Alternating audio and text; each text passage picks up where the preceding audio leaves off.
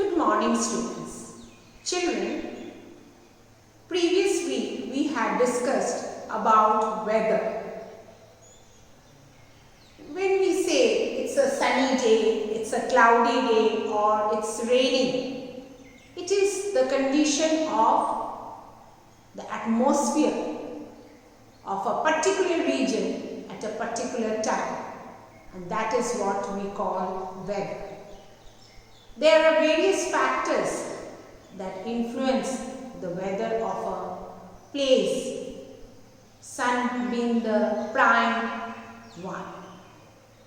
Due to the heat of the sun, the region gets heated up, hot air is around in that place, even the water surfaces they get heated up and they form clouds. This is what we studied. Children, with the help of candle, I try to show you that when we light something, when we light a matchstick or a candle, or maybe the gas oven or your chulha, whatever it is, the air around it gets heated up, and hot air is lighter, and hot air, being it is light, it rises. Children, if I show you this diagram, you will understand it much better. We have discussed about solid, liquids and gases in one of our chapter, and there we discussed that every matter is made up of molecules, and these molecules are closely packed in solid. These molecules are little loosely packed in liquids, and in gases they are far away from each other. Now when we talk about hot air and cold air, both are air means gases, but just see, hot air, the molecules are very far away compared to cold air. In cold air, at least the molecules are little close to each other. Okay, so cold air is heavier and hot air is lighter. And when the air becomes hot, maybe due to the heat of the sun or maybe any other object which we have lighted, it becomes lighter and it rises up. But that space cannot remain empty, vacuum. Immediately this cold air, which is heavier because the molecules are closely packed, little closely packed than the hot air, and they rush towards that empty space to take up that space. So this is called circulation of wind. Here we have the circulation of wind, children. Always remember, warm and cold air, this is called the air currents, which we discussed previously, that due to the heat of the sun, the land surfaces as well as the water bodies, they get heated up.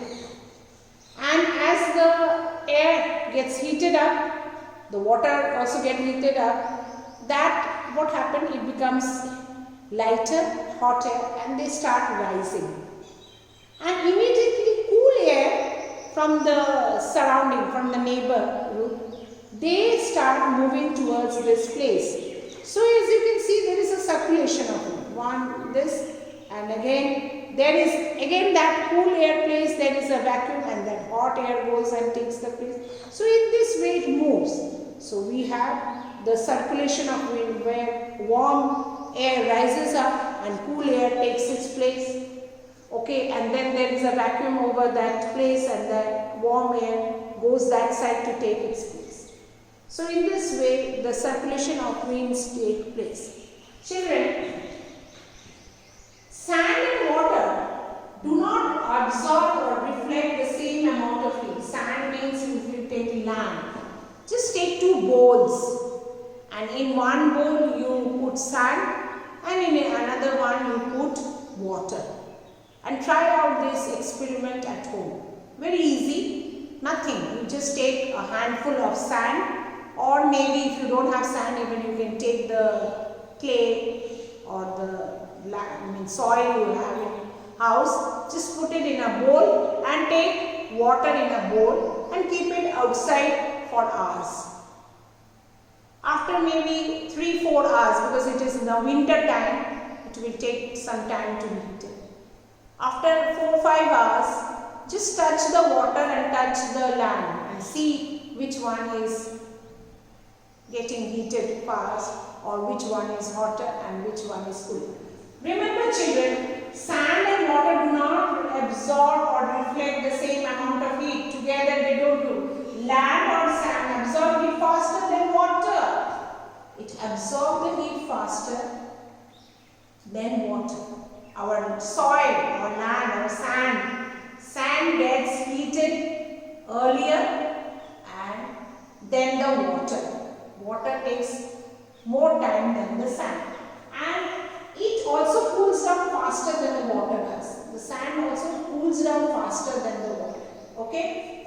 On the other hand, water absorbs and loses heat more slowly than land. So water, it takes more. I am talking about water bodies like the oceans or the seas and the rivers. They take more time to be heated and more time to lose their heat. So for absorbing the heat, they need much longer time than the sand, and they, giving out the heat, they need more time. So what it comes that land gets heated faster than the water. Water takes more time to be heated than the land. Okay? So land and water does not absorb or lose the same amount of heat in the same period of time. It doesn't get heated or it doesn't lose their heat in the same period of time. Land and water, that is sand and water. Okay? So take 2 bowls of sand and water and try out this. This difference gives rise to land breeze at night and sea breeze during the day. So here we have land breeze and sand breeze. Land breeze and water breeze. Okay? Or sea breeze, which you can say. Land breeze, which is at night, and sea breeze. Sea breeze is during the daytime. And here we are going to talk about these two, land and sea breeze. Okay? In the next module. So remember, the most important thing, that sand, it absorbs the heat faster and it loses heat faster than the water. Water takes more time to absorb the heat, means it gets heated up slower than the sun. And to get heated up also it needs more time. So that's why land is heated faster than water, and land also becomes cooler faster than the water. Okay? Thank you.